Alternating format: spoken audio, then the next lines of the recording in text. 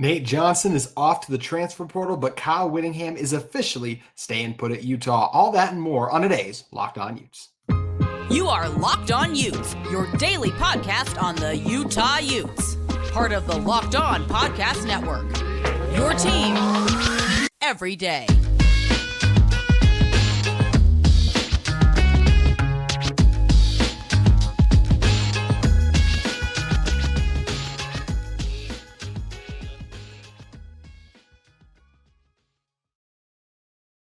Hello, everyone, and thank you for making Locked On Utes your first listen every single day. We are available on all platforms, including YouTube and wherever you may get your podcast. If this is your first time listening to our show, make sure you like and subscribe. We'd love interacting with all of you in the comments and on various social media platforms, including our Locked On Utes Twitter handle. Today's episode of Locked On Utes is brought to you by our great friends at Game Time. You can download the Game Time app, create an account, and use code LOCKEDONCollege for $20 off your first purchase.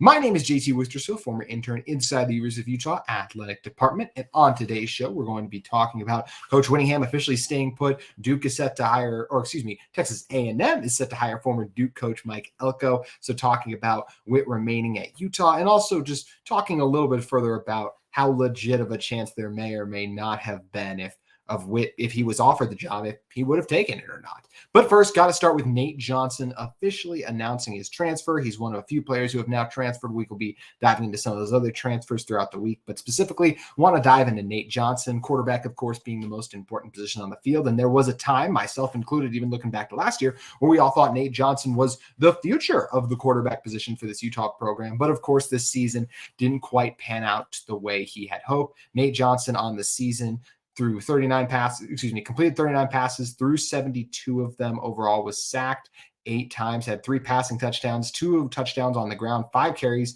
for 59 carries for 235 yards with those 4 touchdowns, actually, as I was getting the 22 and 23 stats a little mixed up there. But Nate, a great season for Nate on the ground. And, as we mentioned, didn't have that same success through the air, unfortunately. But it was a weird season for Nate Johnson. Going back to the Florida game, was used in kind of that dual threat capacity, had 6 carries for 45 yards against Florida with the lone touchdown, also threw a couple of passes.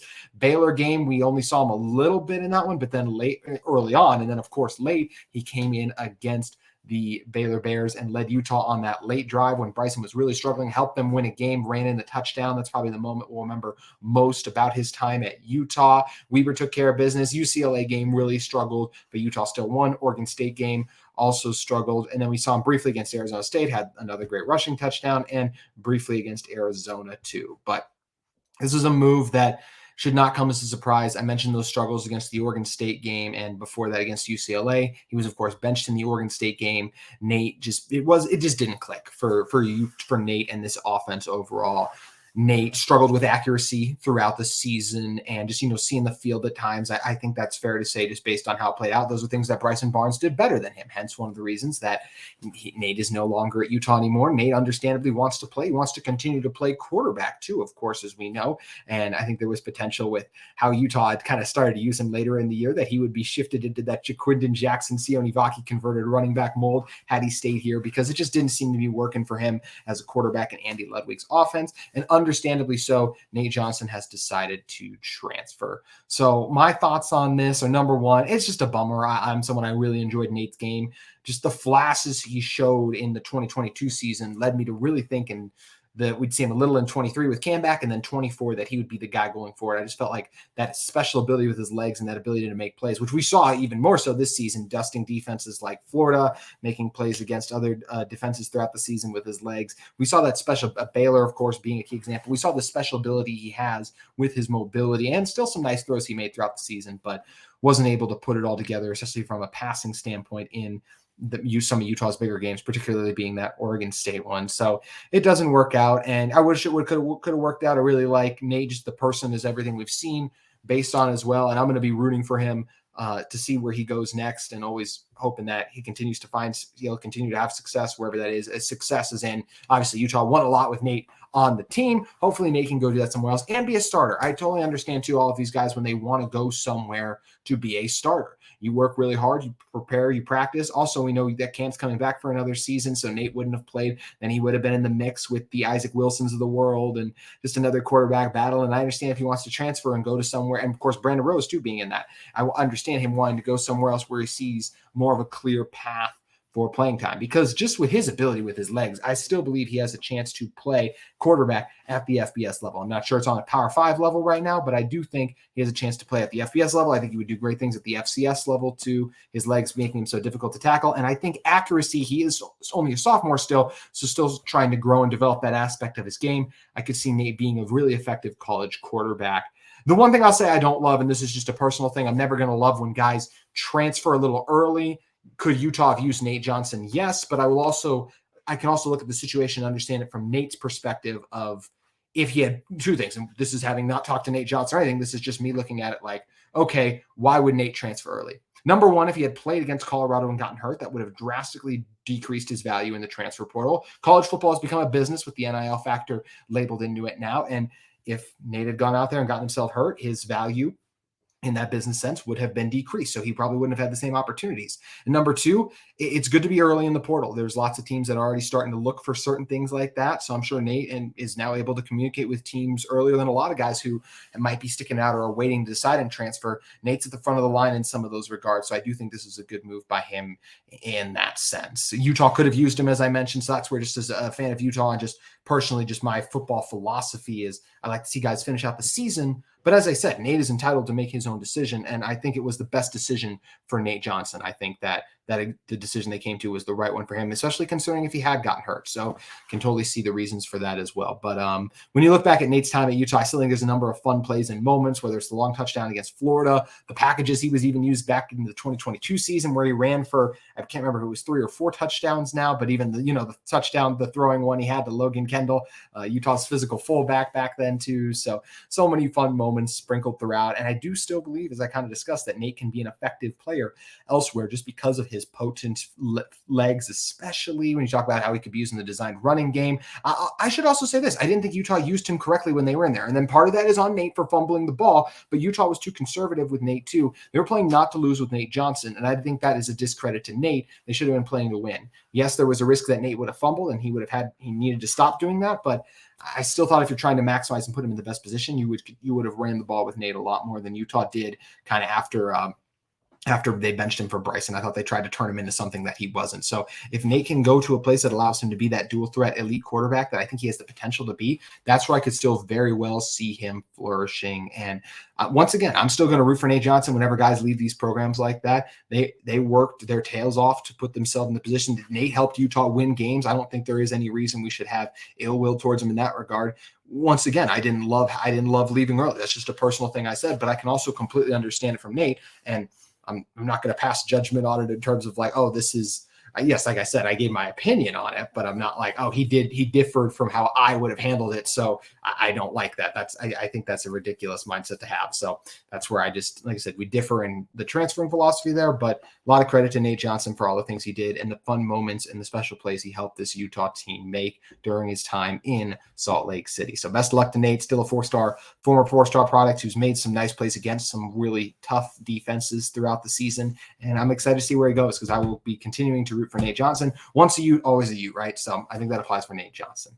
So Nate Johnson's departing, but Coach Whittingham is officially staying. Was there a lot in the air about this, about him leaving? No, not until Pete Thamel threw it out there, but I still think there's some things worth talking about as it pertains to Coach Whittingham and why he decided to stay at Utah for sure. And I want to discuss those things in one moment. But first, I want to talk to you about one of the sponsors of today's episode of Locked On Utes and our great friends at Game Time. You shouldn't have to worry when you're buying tickets to your next big event. Game Time is the fast and easy way to buy tickets for all sports, music, and comedy and theater events near you. They have great last-minute deals, all-in price views from your seat, and their best price guarantee. Game Time takes the guesswork out of buying tickets. They have those last-minute tickets or flash deals, even including zone deals, and they have view from your seat so you can see exactly what type of deal you'll be getting based on the view you'll have of the action. They have the lowest price guarantee, even advanced cancellation and job loss protection. And that Game Time guarantee, that low price guarantee, means you'll always get the best price. If you find tickets in the same section and row for less, Game Time will credit you 110% of the difference. So you can download the Game Time app, create an account, and use code LOCKEDONCollege for $20 off your first purchase. Terms do apply. Again, create an account and redeem code LOCKEDONCOLLEGE for $20 off. Download Game Time today. Last minute tickets, lowest price guaranteed. Also want to talk to you guys about our friends at UCCU. Learn and Earn, the UCCU mobile banking app that pays your entire family to learn about money. Kids look to parents to become more financially literate, and parents don't always know the answers. Learn and Earn breaks down financial topics into fun, bite-sized educational games like quizzes and trivia. Every time a family member completes a topic, they earn points that can occur and can be redeemed for gift cards to stores like Amazon, Apple, Sephora, Walmart, Nike, and more. There is age-appropriate content for every member of the family who can compete against each other and track their progress on leaderboards. Learn and Earn is inside the UCCU mobile bank app, so you can play it anytime, anywhere. The more you play, the more you learn, and the more you learn, the more you earn. Learn and Earn, part of UCCU's award-winning Be Money Smart Youth Banking Program, helping kids, teens, and parents have fun while becoming more financially literate together. UCCU, love where you bank. All right, coming to this one, it is official Mike Elko, or I shouldn't say it's official. It is, yes, they already had the Mike Stoops thing fall apart. I do not see the Mike Elko thing falling apart. I do feel like he's going to be the next head coach at A&M, officially ending the speculation that Kyle Whittingham would be the coach. And I should say the speculation, there wasn't much of it. The speculation kind of arose from Pete Thamel just throwing out there that Kyle Whittingham was it was on A&M's radar. So there was kind of like that, oh, would Whitt really leave Utah? I think that was just a question that was kind of posed. And I think correctly, most fans did kind of shoot it down quickly and realize that that just wasn't going to happen. But it was still interesting that his name was floated out there. It's a compliment to Kyle Whittingham that a job like the Texas A&M job, which I think is considered one of the top 25, maybe even top 20 to 15 jobs in college football, he was floated out that. And I think it makes sense that he would be floated for a job like that because of the job he's done at Utah, raising the level and the profile of the program during his time as Utah's head coach here too. So when just talking about the situation too, I do think it was one that Utah would have stayed at Utah. I do want to talk about in the final segment on the show today why I think there is a chance that, Whittingham would have, and maybe he did, we don't know these things, like if he would have listened to the pitch to come to A&M, or if there was a world he could potentially leave it. Because I actually could see a world where Whittingham was like, okay, I'm going to do this. I don't think that was a likely one. I'd put it under 5%, but I don't think I'd put it at 0 because of those factors let's talk about in the next segment. But let's talk a little bit more about why he stayed at Utah or didn't make a harder push for the A&M job based on everything that's been reported and just wanted to stay at Utah. I think the number one thing is he's already established Utah as a program versus he would have to go and build something at Texas A&M. I should also add my 1A, 1B is he's beloved here and it's and has the job as long as he wants. Job security in college football for most coaches is very uncertain. Kyle Whittingham, I think his deal runs through 27 or something like that. He has a lifetime deal. As long as Kyle Whittingham wants to be the head coach at Utah, he's going to be the head coach at Utah. There are very few coaches in the sports that have that. There are some coaches who even get gifted a deal that lasts a really long time, and it ends up being a mistake. Cough, cough. Texas A&M with Jimbo Fisher, what they're currently going through right now. But Kyle Whittingham is not in that position. He has this job, and he's also beloved here. And we just saw with a fan base like Texas A&M and so many other places, it can be hard to win over a fan base. Like, yes, they're all going to be your biggest cheerleaders and supporters, and they'll root for you and everything like that. But lose some games and then check back in and see all those guys who are being a buddy with you, the donors and all those things like that at the opening press conferences or just when you first got the job. Check back. And I think the mood will change a little bit because the only thing those people care about is winning. And they were your friend at first when they thought you were going to win for them. And then when you don't win, that relationship kind of changes a little bit. And I'm sure that's how Jimbo Fisher would say his time towards Texas A&M kind of soured towards the end of that entire situation. But the other thing that's so hard to do in college football, which I think is one of the biggest reasons Utah would have wanted to stay at Utah regardless, is it is so hard to win and just not even just win, I should say, but build a program. Utah is in an incredibly nice position still. Even with going into the Big 12 with all the Big 12 programs that are not in a great position, I still think Utah is set up for success. Initially, I wasn't sure about Utah's ability to be able to compete in the Big 12 during their first year for two reasons. Number one, being Cam Rising not being there. How would Utah do without their star quarterback? You know, the transition from him to Huntley, or I guess there was a Jake Bentley year, erase that. We forgot about that during COVID and everything. But, you know, those quarterbacks have done such a great job leading Utah. How would Utah do without them? And we saw that Utah did very well without Cam this year. And just transferring it in a conference like that where you're losing so much star power, I thought would have been tough for Utah. But now they're making that transition with Cam Rising. And we just saw Utah without Cam Rising still manage to win 8 games, which is extremely impressive. And with better quarterback play, something I expect going forward to happen, not just with Cam coming back, but looking years ahead. If Isaac Wilson's that guy, all those type of things, I expect the quarterback play to continue to be high in Salt Lake City, not like it was this year, subpar a lot of the times with Bryson Barnes just being a very good backup quarterback, at times making plays, but making the mistakes that still made him a backup. But this is a Utah program that is established. They have a winning tradition. They should continue to win. Players come in here knowing what the standard is. They know what it's set. There's a culture in place. You're not trying to turn that over and turn it around. It's hard to shake off a losing culture. It's hard to get guys to come in and buy in that are winning players to a program that struggled in the past. Utah is going to continue to recruit winning players because guys who come to Utah know they can win. They will have a fair chance to compete for playing time, and they will get their skills developed for a chance to succeed in the NFL level, while once again winning and competing for conference championships. Texas A&M, yes, they have developed players for the NFL, but I will say I don't remember the last Devin Lloyd for them, and I know, and like Utah's had Devin Lloyd and Dalton Kincaid, and they're not going to have any first-round picks this year, but I off the top of my head, I can't remember the last A&M first-round pick. Maybe I'm missing someone super obvious, but in the last couple of years, maybe an offensive lineman, that's it. But there hasn't really been a star out of Texas A&M, at least in the past few seasons, by my recollection. And this is the thing where if you're going to A&M, you guys don't know about that. There's also the winning and turning the culture around versus we were reading the story that Jimbo Fisher, I think it was The Athletic, wrote about Jimbo Fisher and how he was like looking at 24/7 recruiting classes because they wanted to get recruits in there who were currently high ranked, but didn't necessarily fit the culture of the team and what they had. So there are some guys at A&M like that still where it might be hard to turn the culture around because those guys are still about themselves first and foremost. I'm just saying those are things that might exist there that we know don't exist at Utah based on what we've seen this team play out. It's just not easy to turn a culture around and improve it too. And we know for sure that him staying at Utah, he would continue to win at Utah, whether it is the weekend Big 12 or just the strong position he has this team and program in because of the culture and what we mentioned. Winning in the SEC is not a sure thing when you're a down program. Alabama and Georgia, once again, Utah, top of the Big 12 right now, in my opinion. They're one of the elite programs in the Big 12. Texas A&M is not one of the elite programs right now. In fact, off the top of my head, if we're going to run down it for programs I currently like in a better position, even if Mike Elko does get to A&M, just like right now, who's in a better position in the SEC, I would still go Alabama. I would still go Georgia. I would still go with Tennessee. I would still go with a Missouri. I would, of course, still go with LSU. That's just 5 off the top of my head. And because I really liked what Missouri did this year, too. So could Mike Elko eventually get them to a place where they pass Missouri?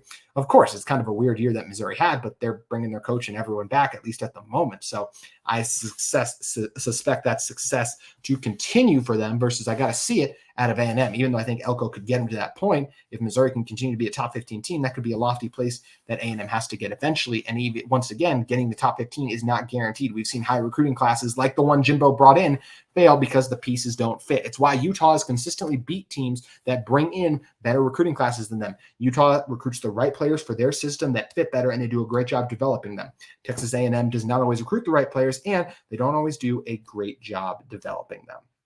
So I think all those things do have to matter in this situation, and there are some of the many reasons that I do believe Whitt was always going to remain at Utah, even if he was one of the serious contenders considered for this job. But let us do a little what if. What if Kyle Whittingham was really interested in the job? What situations would have attracted him to Texas A&M? Why would he have wanted to leave Utah for A&M hypothetically? Let's look at those reasons in one moment. But first, I want to talk to you guys about our friends at FanDuel Sportsbook. Yes, Utah is not competing in the Pac-12 championship game, but there are tons of great games, not just in the college level, but of course at the NFL level coming up these next few weeks. As the weather gets colder, the NFL offers stay hot on FanDuel. Right now, new customers can get $150 in bonus bets with any winning $5 moneyline bet. That's $150 if your team wins. If you've been thinking about joining FanDuel, there's no better time to get in on the action. The app is easy to use. There's a wide range of betting options, including the spreads, player props, over-unders, and so much more. So you can visit FanDuel.com/lockedon and kick off the NFL season. FanDuel, an official partner of the NFL. And once again, whether it's the great slate of conference championship games we have coming up or lots of NFL action continuing to heat up, whether I know a lot of you guys are Broncos fans, they're continuing to do some strong things here with Russell Wilson getting hot the right time, Sean Payton getting his culture set in. Are they going to continue to keep it going? There's some Seahawks fans too. Are they going to turn around after a rough loss to the Niners? You know, the Raiders lost to the Chiefs. There's no shame in that. Antonio Pierce is doing a great job there. All those games and action available for you to get in on at FanDuel. All right, closing it out, talking about why Whitt would potentially consider leaving for Texas A&M. Once again, I don't think this is something that seriously occurred, but I do think there are things about A&M that Whitt would have potentially found appealing and would consider going there if he had done that.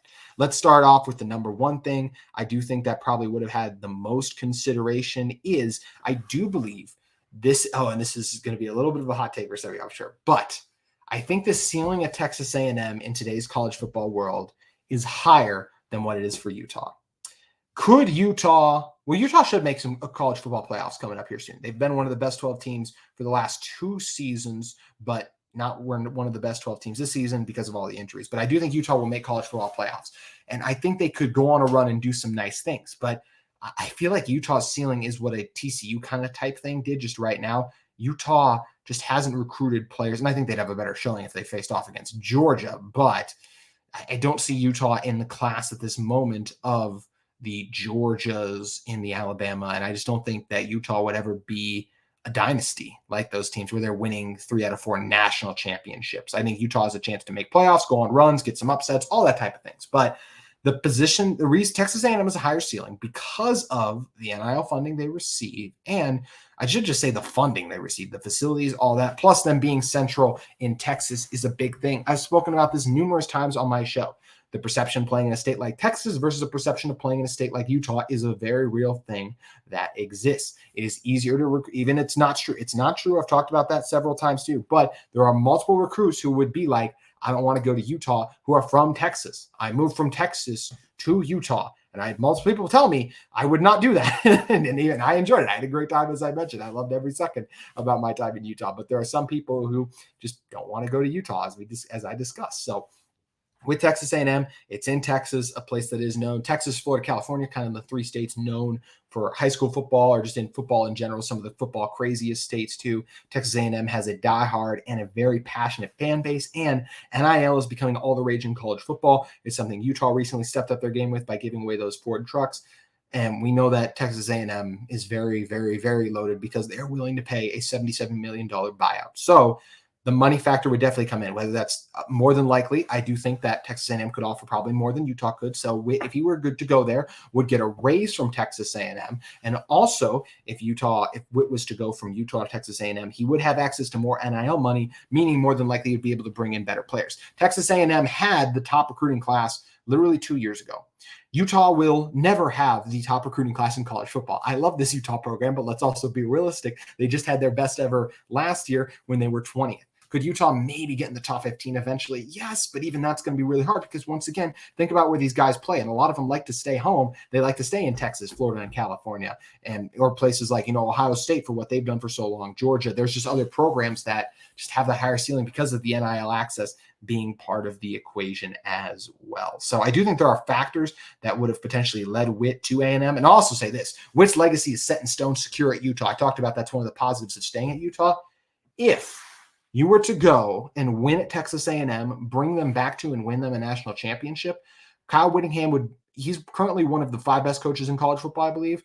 I honestly think that Kyle Whittingham would enter a stratosphere all time that would be very strong because bringing back Texas A&M would be an incredible feat since they have struggled for a very long time, and he would be a legend there forever with how rabid of a fan base they had and how they are constantly kind of over-evaluating, I think, estimating where their ceiling is. But they do have a chance and the potential just because of the NIL where it exists to maybe get back to that standpoint. I at least see that position of it. So I do think that Utah, Kyle Whittingham made the right decision. I think he always wanted to stay at Utah. There are things that are more important than money, but I do understand, especially in terms of the winning ceiling, because of what NIL can offer, the allure and the types of players you can recruit because of that NIL money, the allure of going to Texas A&M. But I'm sure glad he's going to be staying at Utah. I do think, I know he always talks about retirement and floating it out there. I think he's going to stay at least another year at the moment, hopefully longer than that. The school obviously will have Whitt as long as he wants to coach. I would love for Kyle Whittingham to be the coach of Utah as long as he would like to as well. And I'm sure most of you feel the same way, even though every once in a while I see a crazy take about Kyle Whittingham not doing a good enough job.